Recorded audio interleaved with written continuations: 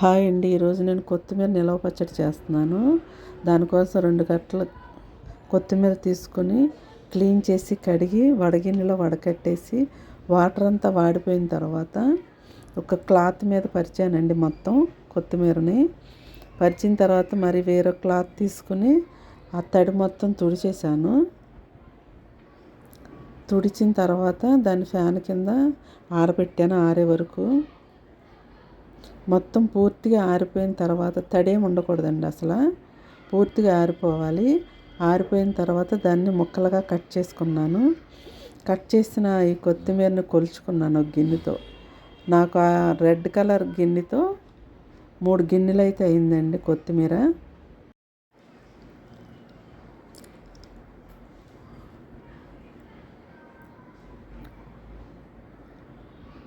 ఇవ్వండి 3 గిన్నెలు. ఇది 3వ గిన్నె.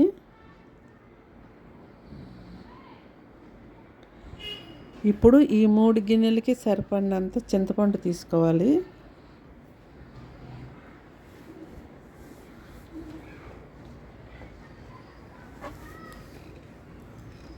ముందుగా చింతపండు అయితే తీసుకున్నానండి. చింతపండు 100 గ్రాములు తీసుకున్నాను. ఇప్పుడు అయిందండి అది. ఆ గిన్నెలో పావు గిన్నె వరకు వచ్చింది. దాన్ని నీళ్ళతో ముందుగా కడిగేసాను.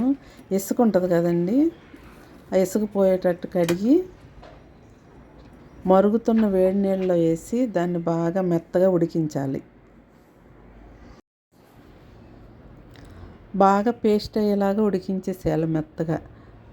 ఉడికిన దాన్ని మళ్ళీ స్ట్రైనర్లో వేసి బాగా వడకట్టుకోవాలండి. బాగా దాన్ని పిసికి పీచు ఆ పైన తొక్కలు అవన్నీ ఉంటాయి కదండి, మొత్తం అంతా స్ట్రెయిన్ చేసేసి తీసి ఇంకా కొద్దిగా ఉందనుకుంటే ఇంకా కొంచెం వాటర్ వేసి తిప్పి మొత్తం పక్కన పెట్టాను చేసేసి.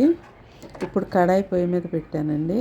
1 స్పూన్ మెంతులు, 2 స్పూన్లు ఆవాలు అవి ఫ్రై చేసేసాను. అవి పేలే వరకు, కొంచెం పేలుతున్నాయి అనే టైంలో ఆపేసుకుని మనం వాటిని చల్లార్చుకోవాలి. ఈ చల్లారేలోపు నేను కొత్తిమీర అయితే ఫ్రై చేస్తున్నానండి. నాకు 3 గిన్నెలు కొత్తిమీర అయిందన్నాను కదండి. ఆ గిన్నెతో 1 గిన్నె ఆయిల్ తీసుకున్నాను. వేరుశనగ నూనె కొంచెం తక్కువగా, మరీ నిండుగా కాదు, కొద్దిగా తక్కువగా తీసుకున్నాను. కొంచెంగా వాడుతున్నానండి. కొంచెం వేసి ముందు ఒక వాయి కొత్తిమీర బాగా ఫ్రై చేశాను. బాగా ఫ్రై అవ్వాలండి, తడే ఉండకూడదు. అది గిన్నెకి అంటుకుంటుంది అన్న టైంలో మనం బయటికి తీసేయచ్చు. బాగా ఫ్రై అయిన తర్వాత తీసి మరలా సెకండ్ టైం కొంచెం ఉంటే అది కూడా ఫ్రై చేశాను. ఇంకా కొంచెం ఆయిల్ పోసి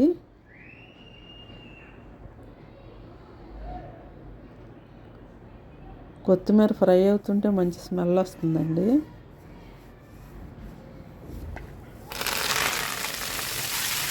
ఇది కూడా బాగా ఫ్రై అయిపోవాలి.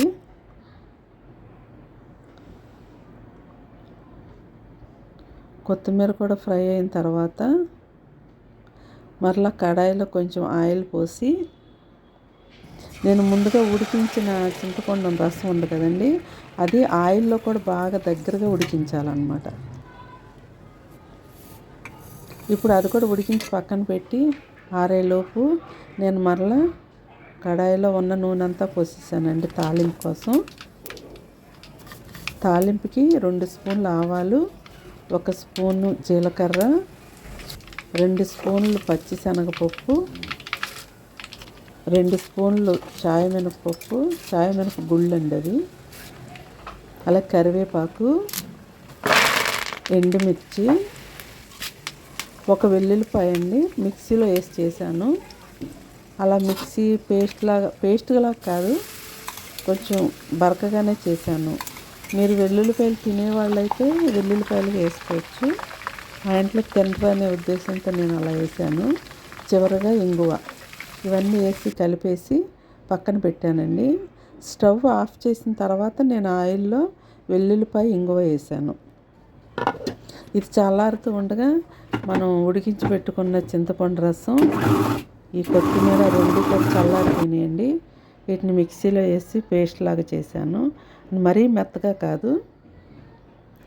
ఈ చేసి పెట్టుకున్న పేస్ట్లో కారం 150 గ్రాముల కారం వేసానండి.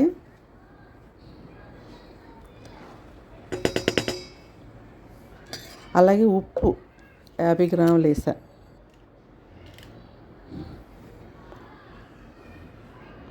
చేసి పెట్టుకున్న పౌడరు,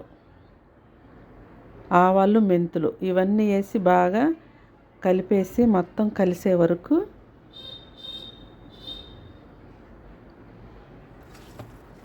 బాగా కలిపానండి. కలుపుతున్నప్పుడే మంచి స్మెల్ వస్తుంది. ఈ ఆరిపోయిన ఈ తాలింపు కూడా వేసినప్పుడు ఇంకా స్మెల్ భలే వచ్చిందండి. బాగా టేస్ట్ కూడా అలాగే ఉంది. చాలా బాగా కుదిరింది టేస్ట్. కారం, ఉప్పు అన్నీ సరిపోయినాయండి కరెక్ట్గా. ఆయిల్ కప్పు వేసాను కదండి, సరిపోయింది. అంటే మరీ పైకి తేలిపోయినా మనం అన్నం వేసి కలుపుకుంటున్నప్పుడు చక్కగా అన్నానికి బాగా పడుతుంది ఆయిల్. అలా ఉంటే సరిపోద్ది. బాగా కలిపి నేను మూత పెట్టి ఒక రోజంతా అలాగే ఉంచాను. నూనె అయితే అడుగున ఉంటుందండి చాలా వరకు. ఒక రోజంతా ఉంచి రెండో రోజు కూడా తీసి నేను మళ్ళా కలిపి మళ్ళీ టేస్ట్ చూశానండి. అప్పుడు కూడా కరెక్ట్గా ఉన్నాయి. ఉప్పు, కారం అన్నీ కూడా బాగున్నాయి. పులుపు కూడా సరిపోయింది. టేస్ట్ కూడా బాగుందండి. నేను అనుకున్న దానికంటే చాలా బాగా కుదిరింది. కొత్తిమీర పచ్చడి, నిలవ పచ్చడి. నేనైతే ఎప్పుడూ రోటి పచ్చడి చేసుకుంటూ ఉంటాను. ఇదే ఫస్ట్ టైం అండి నిలవ పచ్చడి చేయటం. చాలా బాగా వచ్చింది. మీరు కూడా ఒకసారి ట్రై చేయండి ఈ విధంగా. కొత్తిమీర హెల్త్కి మంచిది కదండి. అలాగే టేస్ట్ కూడా చాలా బాగుంటుంది. కొత్తిమీర టేస్టే వేరు కదండి. ఈ చలికాలంలో కొత్తిమీర చాలా చౌకగా దొరుకుతుంది. నాకు 20 రూపాయలకి పెద్ద కట్టలు 3 వచ్చినాయండి. 3 కట్టలు ఎక్కువైపోద్ది అని అనుకొని నేను 2 కట్టలే పచ్చడి చేశాను. చాలా చౌకగా దొరుకుతుంది. ఈ చలికాలంలో అందరూ ట్రై చేయండి ఒకసారి పచ్చడి, తెలియని వాళ్ళు. టేస్ట్ అయితే చాలా బాగుందండి.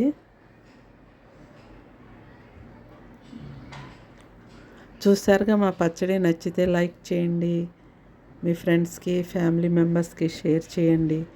మా ఛానల్ని సబ్స్క్రైబ్ చేసుకోండి. మా వీడియోస్ ఎలా ఉంటున్నాయో కామెంట్స్ కూడా చేయండి. బాయ్ అండి.